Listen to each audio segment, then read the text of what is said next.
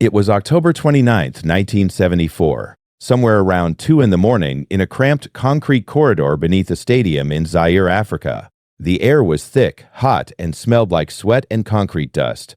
Muhammad Ali stood alone for a moment, his hands wrapped, his body glistening under the dim fluorescent lights. And in that silence, a voice came through the wall. A journalist, speaking loudly to someone not knowing Ali, could hear every word.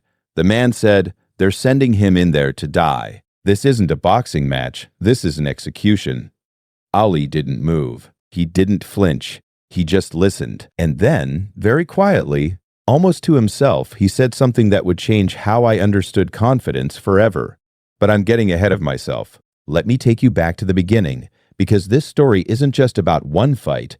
It's about a man who understood something most of us never will. He understood that belief isn't something you find. It's something you build, brick by brick, insult by insult, until nobody can tear it down. My grandfather was a boxing man. He grew up in Louisville, Kentucky, not far from where Cassius Marcellus Clay Jr. was born in 1942. They weren't friends, but they knew of each other the way black families in the South always did back then. Through church, through whispers, through the electric feeling that passed through the community whenever one of their own did something extraordinary.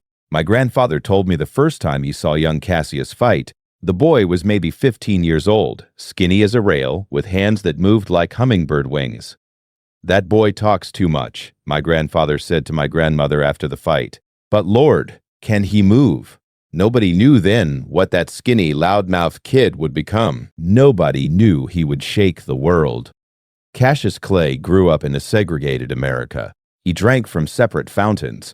He sat in the back of buses. He watched his father paint signs for businesses that wouldn't serve his family. There was a moment, and Ali spoke about this many times, when he was 12 years old. Someone stole his red bicycle, a Schwinn, the most prized possession he had. He went to a police officer, a white man named Joe Martin, crying and saying he was going to whip whoever stole his bike. Joe Martin looked at this angry little boy and said, "Well, you better learn how to fight first." That's how it started. A stolen bicycle. A moment of rage, and a decision to channel that rage into something controlled, something powerful, something that would eventually make the whole world pay attention. By the time Cassius was 18, he had already won the Golden Gloves. By 22, he had won an Olympic gold medal in Rome. But here's what people forget about that gold medal. When he came home, a champion, wearing that medal around his neck like it was the most precious thing in the world, he walked into a restaurant in Louisville. He sat down, proud, American, victorious, and the waitress looked at him and said, "We don't serve Negroes here." He showed her the medal. He told her he had just won it for this country. She didn't care. The owner came out and told him to leave. Some versions of the story say Ali threw that medal into the Ohio River that night. Whether that's exactly true or not, the meaning behind it was real. He learned something in that restaurant that he never forgot. Gold medals don't protect you. Titles don't protect you. The only thing that protects you is what you believe about yourself when the world is telling you that you're nothing. In 1964, Cassius Clay fought Sonny Liston for the heavyweight championship of the world. Liston was terrifying. He had mob connections. He had a punch that had put men in hospitals. He had a stare that made grown fighters tremble. The odds were 7-1 against Clay. 43 of 46 boxing writers picked Liston to win. Some predicted Clay wouldn't survive 4 rounds. The night before the fight, a reporter asked Clay if he was scared, and Clay, just 22 years old, looked that man in the eye and said, "I'm young, I'm handsome, I'm fast, I can't possibly be beat." The reporter laughed. Everyone laughed. But Clay wasn't performing. That's what people misunderstood. He was speaking himself into existence. He was building his own reality with words because he understood something ancient and powerful. The words you say about yourself become the life you live. He beat Liston. He beat him so badly that Liston refused to come out for the 7th round. And standing in that ring, sweat pouring down his face, Clay shouted to the press, "I shook up the world. I am the greatest." The next day, he announced he was changing his name. He was no longer Cassius Clay, a slave name, he said. He was Muhammad Ali. A lot of white America turned against him that day. They didn't understand. They thought he was being arrogant, They thought he was being ungrateful. But Ali was doing something far more radical. He was choosing who he was going to be. He wasn't going to let anyone else define him, not the press, not the government, not the history books. He was going to write his own story. 3 years later, in 1967, Ali refused to be drafted into the Vietnam War. "I ain't got no quarrel with them Viet Cong," he said. "No Viet Cong ever called me a N-word. They stripped him of his title. They took away his boxing license. They threatened him with prison." For 3 years, during what should have been the prime of his athletic career, Muhammad Ali could not fight. He made money giving speeches on college campuses, but he was broken financially and emotionally. His first wife left him. Many of his friends abandoned him. The government wanted to make an example of him. And the sports writers, many of them, said he was finished, that his legs would never be the same, that he would come back old and slow if he came back at all. My grandfather told me about those years. He said watching Ali during that time was like watching a lion in a cage. You could see the power still there, pacing, waiting, but with nowhere to go. And yet, Ali never broke. He never apologized for his beliefs. He never asked for forgiveness. He simply waited for his moment. When the Supreme Court overturned his conviction in 1971, he was 29 years old. His legs were heavier. His reflexes were slower. But something else had grown stronger during those years of exile. His mind, his will, his unshakable belief in himself. He fought Joe Frazier that year in what they called the fight of the century. Ali lost. It was the first loss of his professional career. Frazier knocked him down in the 15th round, and for a moment, the whole world thought the legend was over. But Ali got back up. He always got back up. They fought again in 1974, and Ali won. But there was a bigger challenge waiting. George Foreman. And this is where our story really begins. George Foreman was not just a boxer. He was a force of nature. He was 25 years old, undefeated, with a knockout record that seemed impossible. He had destroyed Joe Frazier in 2 rounds. 2 rounds. The same Joe Frazier who had beaten Ali. Foreman hit so hard that his sparring partners wore extra padding and still went home with headaches. When the fight was announced to take place in Kinshasa, Zaire, the promoters called it the Rumble in the Jungle.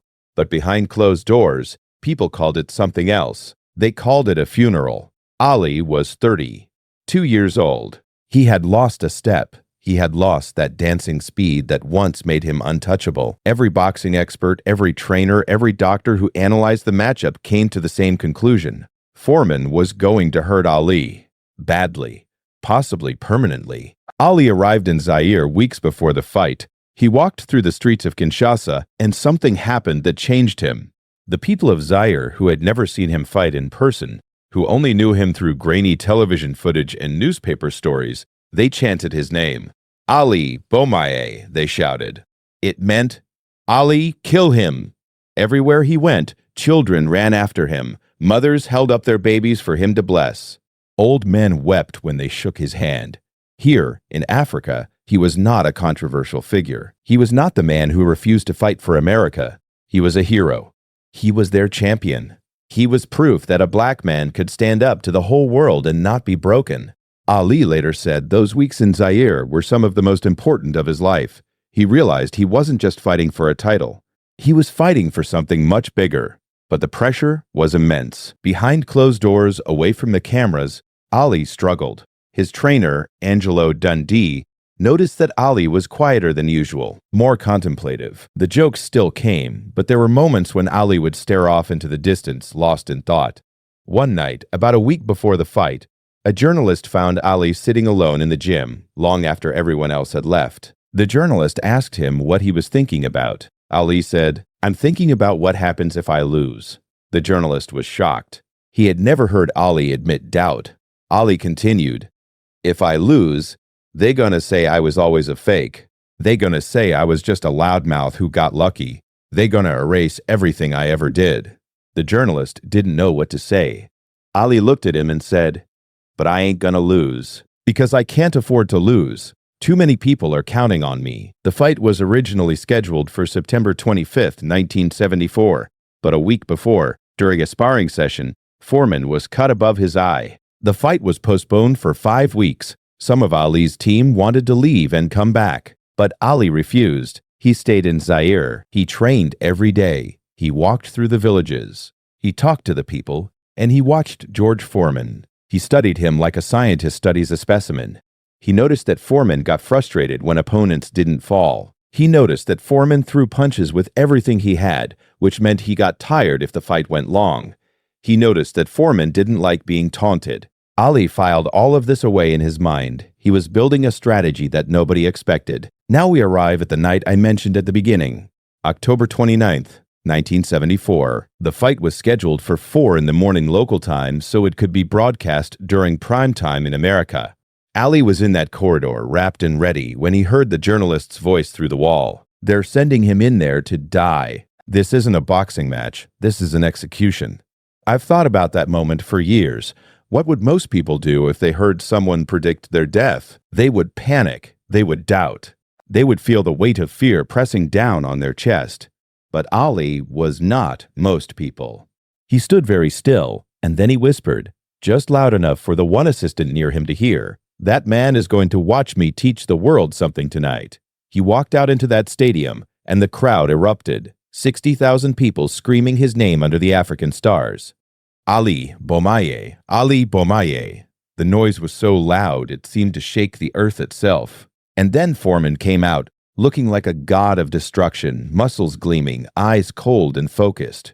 The two men stood in the ring, and even through the television screen you could feel the tension. This was more than a fight. This was a collision of worlds. The bell rang, and what happened next shocked everyone. Ali came out aggressive.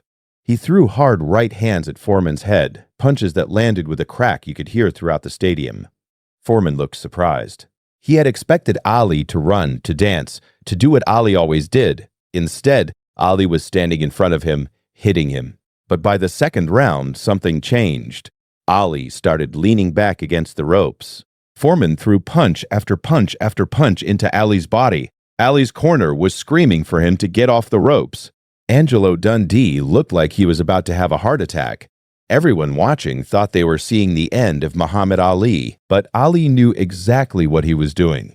He had invented something that night, a strategy that would later be called the rope-a-dope. He let Foreman punch himself out. He leaned back on the ropes, letting them absorb the impact, covering up just enough to protect his vital organs, and he let Foreman throw everything he had. And while Foreman was swinging, Ali was talking. He was whispering in Foreman's ear. "Is that all you got, George? My grandmother hits harder than that. You ain't nothing, George. You ain't hurting me." Foreman, who had never had an opponent survive his onslaught, who had never faced anyone who wasn't afraid, started to get confused, then frustrated, then tired. By the 5th round, Foreman's punches had slowed. By the 6th round, he was gasping for air. By the 7th round, Ali started to come alive. He pushed off those ropes and started throwing combinations that snapped Foreman's head back. And in the 8th round, Ali saw his moment. He threw a right hand that came from somewhere deep in his soul, a punch that carried every insult he had ever heard, every moment of doubt, every night in exile, every person who had said he was finished. The punch landed perfectly on Foreman's jaw. Foreman's eyes went blank. He staggered across the ring like a man lost in a dream. And then he fell. The referee counted to 10, but it didn't matter. Everyone knew it was over. Muhammad Ali stood in the center of the ring, arms raised, and the entire world changed in that moment. He had done the impossible. He had slain the monster, and he had done it not by being faster or stronger, but by being smarter, by understanding that confidence isn't about believing you can't be hurt. It's about believing that no matter how much you get hurt, you can still win.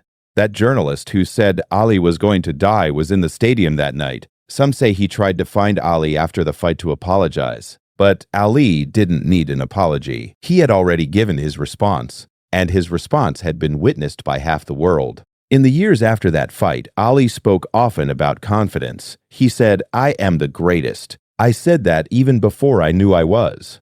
People thought he was being arrogant, but Ali was teaching something profound. He understood that belief comes before evidence.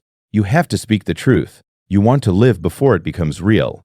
You have to see yourself as victorious before you step into the ring.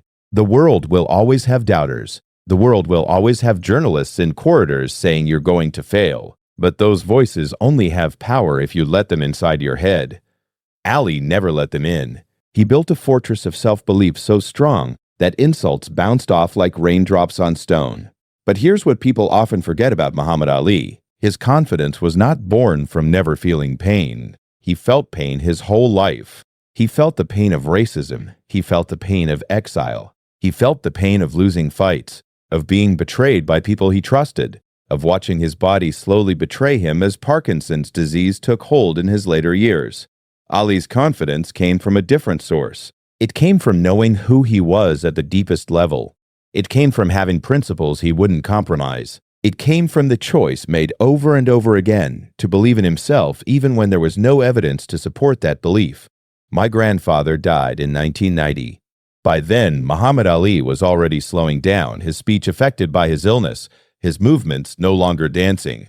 But my grandfather told me something in his final months that I've never forgotten. He said, "That boy who couldn't keep his mouth shut, who made all of us in Louisville so nervous we didn't know whether to cheer for him or hide from him, that boy taught me more about being a man than anyone else I ever watched. He taught me that your voice matters. He taught me that if you don't believe in yourself, nobody else will do it for you. And he taught me that the people who try to tear you down are just scared of what you might become." Muhammad Ali died on June 3, 2016. He was 74 years old.